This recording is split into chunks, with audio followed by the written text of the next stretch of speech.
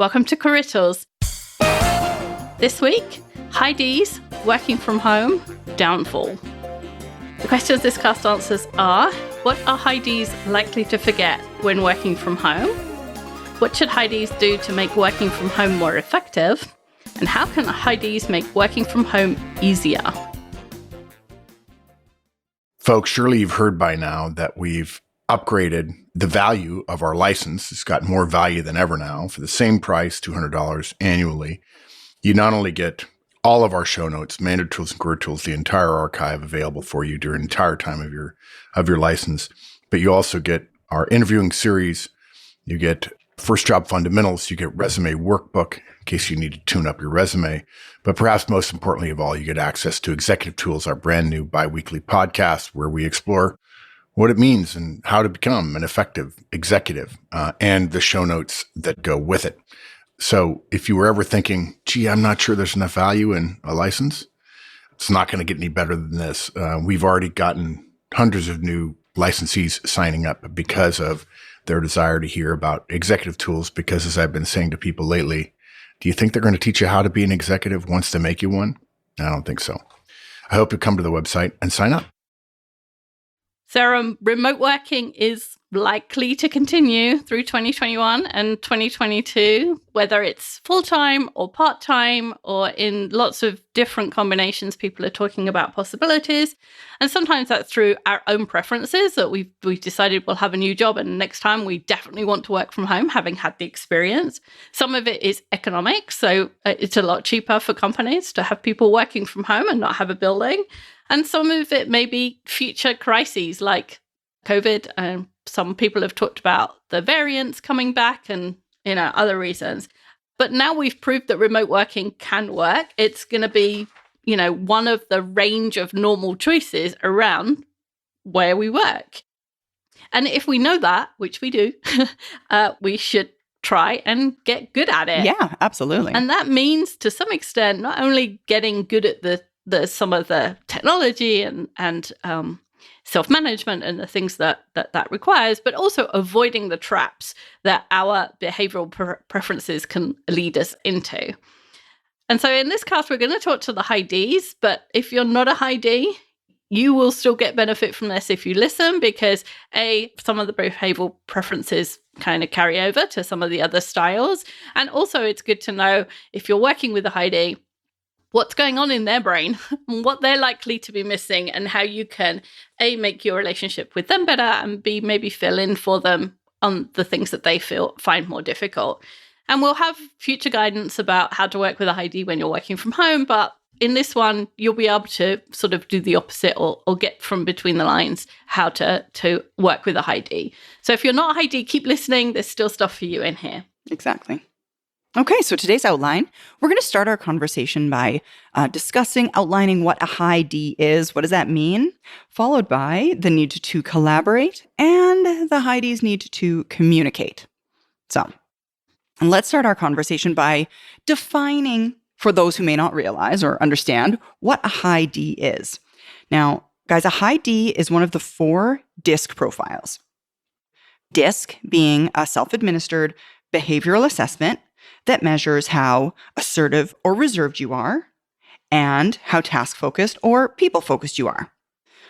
In terms of DISC, it's got a long history of significant validity. It's one of the reasons that we at Manager Tools teach and work with DISC and talk about it quite often. So I want to say lay down the groundwork of this. The 4 profiles are as follows. D, which we're talking about today, D stands for dominance. It's the tendency to exert power and assertiveness. Then there's the I, which stands for influence. I's have the tendency to assert themselves socially and interpersonally. S's, which stands for steadiness, have the tendency to engage in reserved and thoughtful behavior. And then C, which stands for conscientiousness, has the tendency to be reserved and analytical. Well, we're going to do a short description here, a short kind of, what's the word I'm looking for? Caricature? Yeah. Mm-hmm. No, it's not even right, I don't think. But we're going to just do a short description and some examples for you. But there are, I want to say 1,000. There aren't 1,000. But there are a lot of of podcasts on the website about DISC, about how to work with it, about your style, about high Ds in meetings and high Ds in email, and all sorts of, and what to do if you're two profiles and all sorts of things. So just go to the website, in the search bar, type DISC, there'll be 100 that come up. So high Ds, like Sarah and I are both high Ds too. So us high Ds are seen as hard charging, take no prisoners type of people. We don't mind taking ownership. We don't mind making decisions. We don't mind moving fast and breaking things. Yep. We will achieve our goal no matter what the cost. Yes. And we get straight to the point. Our emails are often one word or one sentence because that's all that needs to be said. We are not patient and not good with details, but that's okay with us because we're achieving the goal. So who cares if the details are wrong? Mhm. So other high Ds are Gordon Ramsay, Simon Cowell, Margaret Thatcher, all English people, funnily enough. Although English people aren't high Ds any more than any other country. Yeah, I'm a Canadian. I'm one of them. Yeah. All right. I suppose next in line then is our high Is. High Is are the people on your team that could sell ice cream to a snowman. They're sociable. They have a friend in every department. They're that true, I want to say, social butterfly. Mm-hmm. Every meeting for them is improved if more of their friends are in the room, more of those people they love working with. Take care of the people and the work will do itself, is things that the Is firmly believe. They're big picture idea people, strategy, not process. And they help the team see the future, but they don't want to manage the project or get into the weeds at all. High Is love emails with jokes and witty sayings. And some examples then of high Is are Steve Harvey, Bill Clinton, Will Smith, those charismatic people that you can think of. Okay, so next we have S's. S's are the ones that take care of your team. They know everybody's family. They know their preferences. They know their mood. They remember where you've been on vacation for the last 3 years. They help the team slow down and ensure that everybody's point of view is heard and respected. High S emails always begin with asking how you are. And they actually genuinely want to know. If a high D writes "How are you?" it's because they know you're a high S, and It's obligatory. they should write that, but they don't actually care. Right. Other high S's: Mother Teresa, Gandhi, Fred Rogers. A little bit slower, a little bit more caring. Exactly. And then the last of the 4 profiles is our high Cs. High Cs are data analysts on your team. They're the individuals who are deep into the details, far down into the weeds. They help the team get things right and accurate, and they think of every permutation to possibly get there. High Cs are calm, they're logical. Sometimes their ability to identify those potential failures is seen as pessimistic on your team. And all of their communications are slow, structured, and thoroughly accurate. Our examples then, or some examples of high Cs would be Spock, Data, Sheldon from Big Bang Theory, Harrison Ford. The high Cs are the ones that we need that high Ds don't like. It's because they're slow and in the details, and we're like fast and don't care about the details. Like, Exactly. picture it. If my car got from A to B, how do I care whether or not I went over all the toll roads Right. and cost myself money? Yeah. In a single sentence, I often think of them like high Ds are the bossiest person you know. Mhm. High Is are the funnest person you know. Mm-hmm. High S's are the sweetest person you know. Mhm. And high Cs are the smartest person you know. That is a very good. That's a very good way to remember. I like that. Makes it easy. Yeah. Because today we're talking about high Ds specifically. We need to talk about their ability to, or lack thereof, collaborate. And you and I and all high Ds think that working from home is great because Oh, there's no so one here good to bother get me. in my way. Nobody asking me if I want a cup of tea. Nobody expecting me to make cups of tea for them. Nobody wants to go to lunch. I can be just efficient. I can get my to-do list and I will just start at the top and I will work down and I will get more done than anybody else, which is okay. It's good, and you have to get things done. That's part of why you're at work. Absolutely. You're getting paid to get things done. But there's another part of success at work, which is relationships. And much as you don't like it, career success comes from results, getting things done, and relationships. There's no point in getting a whole bunch of stuff done if the people you do it for or with don't like you or don't think you're doing the right stuff or just don't want to work with you. You will soon find yourself out of a job, results or not. You can get away for a while just getting results, but then you'll find that other people are getting better projects than you, they're getting promoted, they're getting raises, and you're not. And you'll be confused because you'll be like, but I'm getting all this stuff done and they're just being nice to people. Mm-hmm. Yes, because there's a combination here. It's results and relationships. People have to want to work with you. Exactly. And if they don't want to work with you, what will happen is they won't, and you will not be able to get anything done. You know, if you need some information from someone else, they have to want to work with you in order for you to get that information. And if you don't get whatever it is you're supposed to be getting done because they didn't give it to you, you can only get away with that as an excuse for a couple of times before someone says to you, hey, that's your problem, that they don't want to give it to you. That's not their problem, that's yours. Mm-hmm. Exactly. We talk oftentimes in our Effective Communicator Conference, which we teach in person and virtually. We talk in the ECC about the fact that all of the behaviors people engage in have a perceived motivation and intent. As Ds, you can absolutely be at home and not answer the phone, ignore your Slack or email, and be completely unavailable. And no one on your team will realize that you're not actually busy with someone else. That is, they won't know what you're doing, but they'll just assume that you're ignoring them. You could be talking to other people. You could be in another meeting. You could be extremely busy and can't keep up. But the perception people get of your lack of communication is that you're purposely ignoring them. You're right in thinking that no one can see what you're actually doing. You're wrong in thinking that as long as you're plowing through your to-do list, no one will care or perceive, I want to say, malintent because of your lack of communication. And you're wrong in thinking, and Sarah and I know this because we too are high Ds. Like I'm not telling, we're not saying you're wrong because we think we're any different. Right. Like I wrote this and I wrote it from my brain and I know that all of this is true. So you think you can do it all. You do. I think I can do it all. I know. I do this all the time. Mark says, yeah, get someone else to do that. And I'm like, no, I've got it. I can do it. Yeah, no. And you're wrong in thinking it's effective and efficient for you to do it all. That's something else I think is, like, oh, if I have to explain it, I might as well have done it. Or if I have to give it to someone else, they won't do it as well as I do. And it's just not true, even though, you believe it to be. Right. You work in an organization for a reason. And the reason is the product of the organization is greater than the sum of the people within it. There are other people with skills in other areas that complement yours and mean that something is better for the both of you. We were talking about high Cs being in all of the detail. It's irritating, I know, when somebody says, but what about this? And what about this? And in this case, what do we do?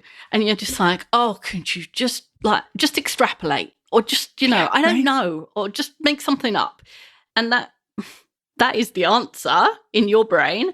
But all of those details do have to be addressed at some stage. And it's the high C that goes through and finds all of those issues and means that when you launch whatever it is you're launching, it doesn't break. Exactly. So even though, sure, it's more efficient for you to do the project because you're not going to address any of those details, so you get it done faster. But when it's implemented, it breaks because you didn't address any of the details. That's the benefit of an organization, that your skills and their skills combined make things better. And so you have to accept that. And that means working with other people.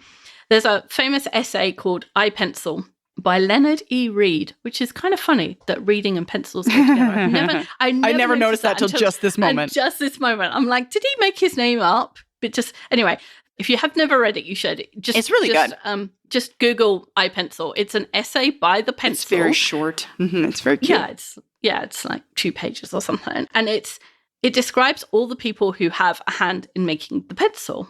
And it says no one person could make a pencil as efficiently and cheaply as the entire supply chain can. The pencil says not only that, the pencil says, that's a sentence I never thought I'd say. Not even one person in the process even knows how to do the entire process from start to finish, let alone like how does that get coordinated? The person who logs the cedar trees, and pencils are apparently made of cedar trees, they only know how to log cedar trees. And the graphite miner only knows how to mine graphite. And the castor bean grower who makes the oil only knows how to grow castor beans. And yet they all come together to make a pencil. Right. You can no more replace your team or your organization than the cedar tree logger can. If you send the cedar tree logger to the graphite mine, he's just going to stand there and go, I don't know. I don't do this. I don't know how to do this. You need both. And so the urge to do it all yourself leads you down the wrong path. It does. And it's false thinking that leads you to think that you can do it all. It's what leads to your downfall. When you can do it all, why would you communicate with anyone else?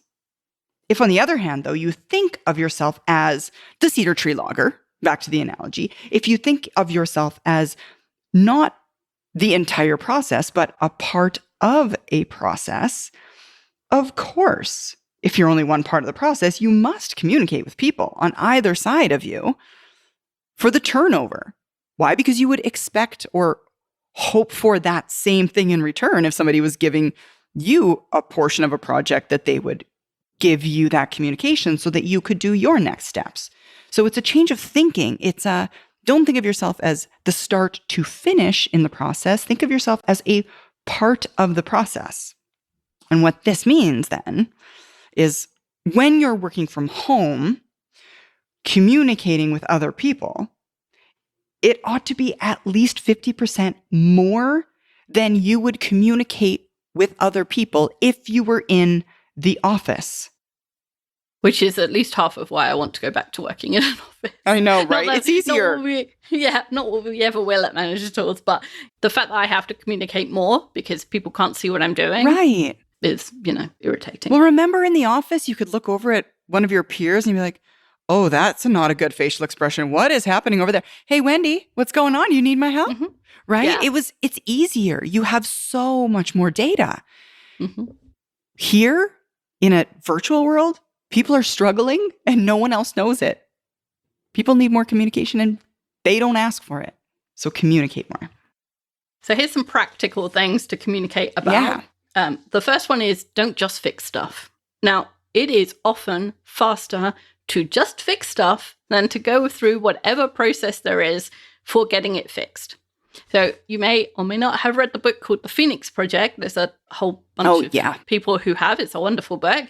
It's a fictional book. It's one of those business fables about a DevOps team. And the lead developer, whose name is Brent, is pulled from pillar to post. He's being asked to fix every problem. Every moment something breaks, somebody says, oh, Brent knows how to fix that. And he's the only person who knows how to fix it. So he's being pulled and constantly in firefighting mode because people are saying, hey, you need to fix this. And then you need to fix this. And you need to fix this. But the problem is he does the Band-Aid, which is what high Ds do. We're like, oh, I'll just fix it quickly. And you fix it quickly. And that causes more problems because the system is integrated. There's when he fixes one thing, something else breaks. And so he's constantly creating work for himself by breaking things. Exactly. And in the long run, he's just causing more problems. And what they do in the book is they say, Brent can't work on anything. Right. And they stop him. Like, nobody's allowed to call him. And all of a sudden, he starts to work more strategically so that more things work. And he stops breaking things. And it is not his fault. Just to be clear, any more than it's your fault if somebody calls you and says, hey, I need you to fix it. Exactly. But when you do that, you often create another problem or you break something else. Yeah, you're breaking it for somebody else. And that's unfortunate for sure. One of the problems with just fixing stuff or one of the reasons we fall into that trap is because people call us and say, hey, can you just fix this? Or, hey, do you know how to fix this? And because we know you're not a people person and you need better relationships, you're like, oh yeah, I'll fix that for you. Mm-hmm. But the problem is you make it worse. So instead, we've got some alternatives for you. The first of which is I'm thinking. So before you do things, even if it's someone's called you to say, hey, can you fix this? Think about who else might be affected. Exactly. And send them a message or get them on Slack or whatever and say, hey, I'm thinking about adding a column to our tracking spreadsheet. Is that going to get in your way? And you will be surprised how many times people say yes. Yeah, that would be totally problematic. My formula relies on this thing being in column R. And if you put an extra column and it's now in column S, that's going to mess everything up. It's amazing to me how often other people's stuff relies on something particular being there and you moving it. One of the things we do is we use Dropbox for all our shared files. And I like Dropbox to be tidy, and I'll go in and tidy it all up. But that breaks other people's systems who have links to files in particular places. And even though it's tidier after I've done it, I make someone else's life hard. So exactly. And then on the other hand, if your idea is brilliant, which, 90% of the time it will be, let's face it, you get credit twice because everybody knows you're going to do it and that it was your idea. And then you get credit when it's done and it's brilliant. So actually, I'm thinking is a really useful and credit-worthy thing to use. Exactly. Additionally, or I should say, as well as that, you could use pre-wiring. And pre-wiring being a step stronger than I'm thinking. Pre-wiring is talking to one or more people before a key meeting or a presentation, some place you're going to propose an idea potentially. Going over what you're going to say, what you're thinking about proposing potentially in the meeting, and then getting their feedback. Now, this could be because you want to get agreement in the meeting, and we know that it's more likely to happen if you can cover objections that they have during that presentation or potentially even in advance. It might just be because you have to give some negative, unimpressive news about their work in the meeting. And you want to make sure that they have a heads up. Hey, I know you're incomplete on this thing. Sorry, that's something I'm going to have to report in the call or whatever it may be. And you might want them to know so that they have a chance to maybe fix it before that meeting happens. Or it might just be because you're going to recommend something that will have an effect on their work. And you want them to have a chance to think about it so that they can come prepared to respond during the meeting itself. And I should say, when you say want to, we know you probably don't want to do those things, want to talk to them in advance, want to get their buy-in, etc. But doing so will get you a better outcome. So it's a matter of effectiveness over efficiency. Folks, working from home is one thing, but you're going to go back to the office. Many of you are going to go back to the office. You're going to have to work with other people. And sometimes that's pretty hard. If you want to be more effective working with other people, a great way to learn how to do it is to attend one of our effective communication conferences. We'll teach you how to study and understand other people and make small changes in how you interact with them. The words you say, how you say them, your facial expressions, your body language, your work product that will make you more effective working with them. And we have a virtual effective communicator conference starting just a short time from now on July 19th. Come to the website, sign up, and learn how to become a more effective professional. Okay, next one is communicating tasks and status. And I know what your mantra is because it's mine too. I know what I'm supposed to be doing. Leave me alone and I'll get on with it. And the problem is that no one else knows what you think you should be doing. And they don't know when you're going to be done. And so they don't know if what they think you're doing is on your list. They don't know if you're prioritizing it the same way that they are. They don't know when you're going to be done and therefore when they can start their thing. And so they're frustrated. They're frustrated because they don't know what's going on, but also you might be doing work that isn't required. Right. I was listening to a podcast yesterday, and the person was talking about a university person who was asked to record lectures for a lecturer. And her instinct was to say, yes, and we need intros, and we need a recording person, and we need B-roll, and we need this, and we need that. And then when she actually said to the person, so what am I doing this for? The person was like, oh, there's a student who's going to miss a couple of sessions. It's one student. Right. And so they decided that another student in the class could record it on their iPhone, and she didn't even need to do any work. That's the kind of thing that, we go off on one when we hear something like that. We're like, okay, it's all this work, but that's okay because I can fit that in. I can make that happen. Yeah. But it's a waste of time if it's not actually what people want, or if you're doing it and somebody else is doing it at the same time, or you're doing something that's counterproductive to what they're doing. And this all gets solved by communication. Mm-hmm. Exactly. So that lack of communication is either going to result in wasted work or frustrated coworkers, neither of which is conducive to your success. Now, all that said, if there's not a formal system for reporting tasks and status, right? If there's no formal communication mechanism for what you're wanting to regularly update on, we'd suggest you create one of your own. It doesn't need to be complicated. I mean, for example, email bulletins. You can send out email bulletins. Those are probably just fine. Send one out every day, and you're going to be surprised at how much more quiet time, lack of other people needing to follow up on where you are and what you're doing that you will receive as an outcome of actively going ahead and communicating before being asked to do so. It's amazing, that trick. Every time I've used it, I've been amazed at the difference it makes and how differently people perceive me, how much more professional people think you are, because you send them an email and say, hey, I haven't heard from this person. I'm going to follow up tomorrow. Yeah. And you're like, well, it's no news, because I haven't heard from them.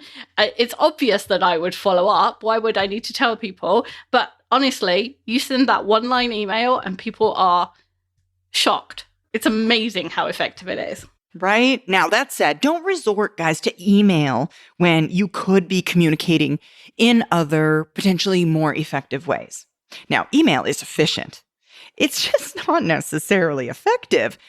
In the book, The Organization and Architecture of Innovation, Managing Flow of Technology, Thomas Allen, now he's the Allen of the Allen curve that talks about proximity and communication, divides communication into 3 types. That is for information, for coordination, and for inspiration.